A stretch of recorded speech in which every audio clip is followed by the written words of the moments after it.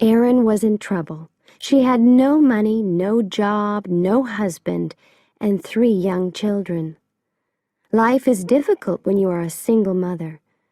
But Erin loved her young family, and she wanted to make their lives happy and comfortable.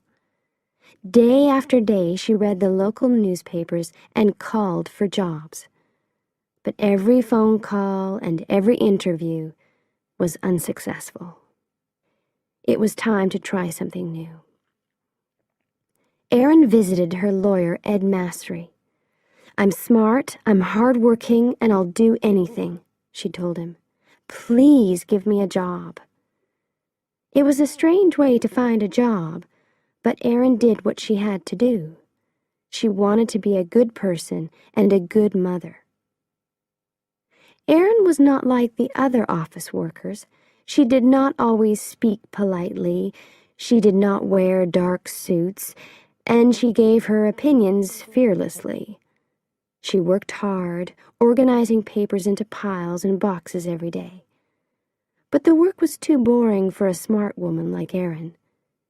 Soon she started reading some of the letters in lawyers' papers to make her days more interesting. Erin was a careful worker, and she wanted to do her job well. One day she found some people's health papers in the same box as their house papers. This was unusual. "Why are these together?" she thought. "Maybe there's a mistake." She started looking at the big box of papers, 1 page at a time. It seemed that a large electricity company, Pacific Gas and Electric Company, PG&E, wanted to buy hundreds of houses in the small town of Hinckley, close to their electricity station. But why? More importantly, why were the homeowners' health papers in the same boxes? It was a mystery. Erin could not sleep that night. She was worried.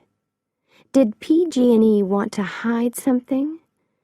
Were the people of Hinckley safe? Erin was already a busy woman with her own problems. She had little time to worry about other people. But deep inside, Erin felt that something was wrong. Could she solve the mystery? She needed more information. The next day, she spoke to her boss, Ed. With his help, Erin started looking more closely at the papers. Erin discovered more and more strange papers in the Hinckley box. She realized that there was a serious problem.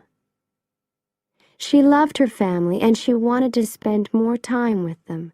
She wanted to see her children grow up. But people in Hinckley were very sick, and only Erin knew about it. She wanted to help. So she bravely decided to solve the Hinckley mystery alone. Erin visited people in Hinckley and spoke to them about PG&E, their houses, and their health. She wanted to find the true story. Erin was not a lawyer. She was friendly and interesting, and the people of Hinckley liked talking to her. They told her that PG&E was a good company. It made their water safe, it paid for their hospital tests, and it offered good jobs. But Erin was not so sure. Erin always got what she wanted. Now she needed help and information. She was working alone, but this did not stop her. She called and visited scientists, doctors, and lawyers. She talked to anyone who could help her, and every day she worked hard. At last, she got the piece of information that she really needed. PG&E was poisoning the water near Hinckley. PG&E is one of the biggest companies in the U.S., and people liked and trusted it. But Erin realized that the company told lies. The water was safe, they said. but they were poisoning it. Erin was not important, famous, or rich. She was not even a lawyer, but she decided to fight against PG&E for the people of Hinckley. She knew that she had to help in every possible way. How many people were poisoned in Hinckley? Was anyone in danger? Erin returned to the town to find out. People knew Erin now. They trusted her and they talked honestly about their health problems. Hundreds of people in Hinckley had terrible illnesses, and some were dying. As Erin listened to the great problems and worries in these people's lives, she became very angry.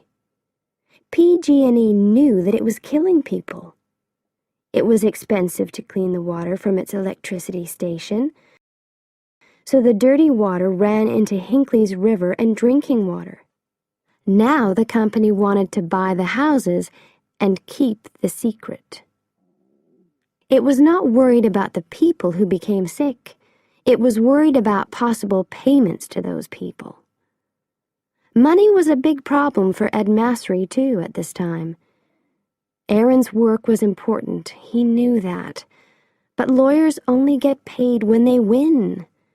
It was almost impossible for a small local law office to win against PG&E.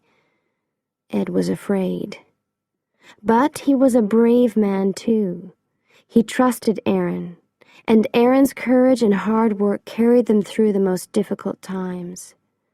From start to finish, Erin's work for the people of Hinckley took more than 5 years.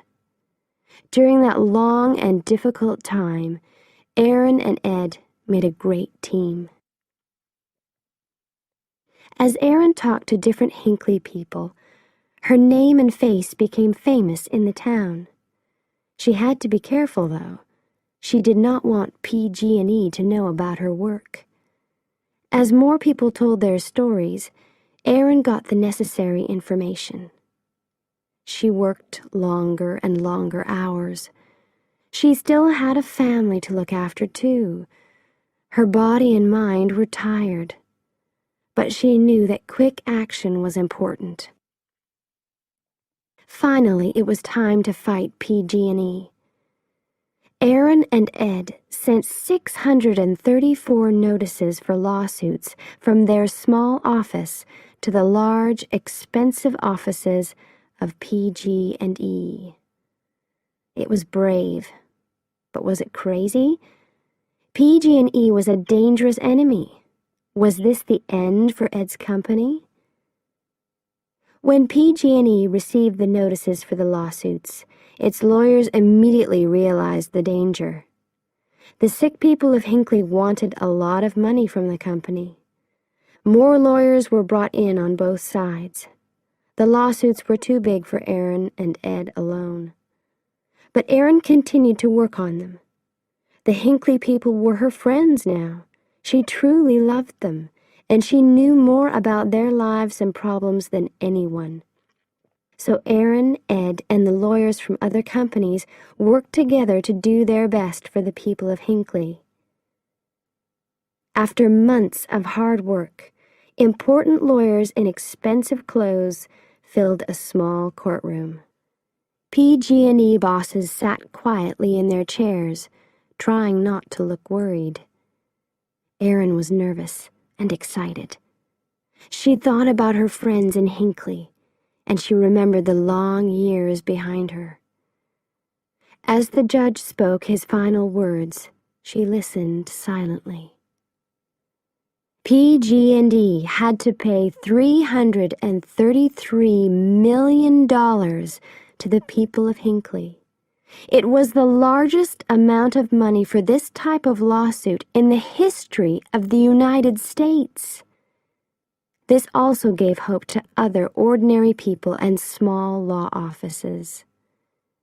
And when PG&E stopped poisoning the water at Hinckley, hundreds of people's lives were saved. After their fight against PG&E, Erin and Ed had enough money to stop working forever. But today, Erin is still working for Ed's office. She is not a lawyer. She always liked to do things her own way, and she has not changed.